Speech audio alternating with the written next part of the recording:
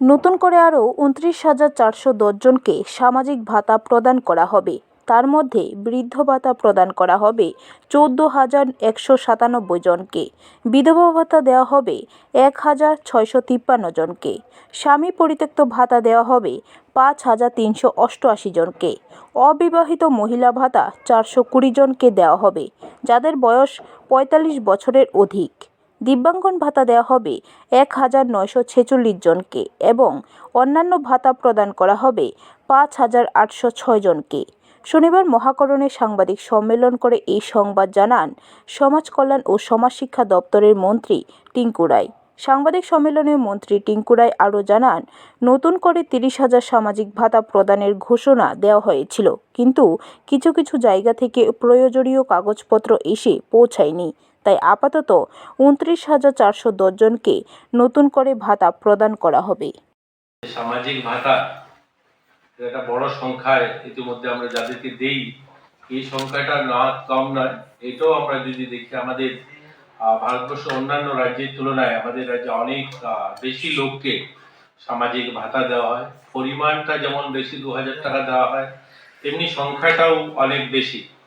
আমাদের পুরনো যে স্কিম যেটা ভাতা চলছিল, যার মধ্যে ওল্ড এজ পেনশন প্রায় ১,৫১,৩৪৮ জন পেনশন, যেগুলো সেন্ট্রাল স্কিম থেকে দেওয়া হয়ে থাকে, এবং আমাদের রাজ্য সরকারের অধীনে যে ৩০টা স্কিম রয়েছে সেগুলোর থেকে প্রায় ২,২৯,৩২০ জনকে ভাতা দেওয়া হয় পুরনো যে স্কিমে চলছিল।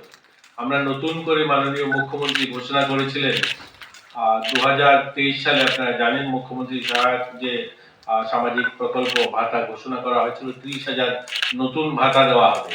তো আজ এই ৩০,০০০ নতুন ভাতার আমরা ঘোষণা করতে যাচ্ছি, যার মধ্যে আমরা বিধবা যে ভাতা এবং আমাদের স্বামী পরিত্যক্তা ভাতা, সেই সংখ্যাটা, স্বামী পরিত্যক্তা ভাতা ৫,৩৮৮ জন এবং বিধবা ভাতা ১,৬৫৩ জন, আর ওল্ড এজ পেনশন অর্থাৎ বয়স্ক ভাতা যেটা রয়েছে ৬০ ঊর্ধ্ব, সেই সংখ্যাটা হচ্ছে ১৪,১৯৭ জন।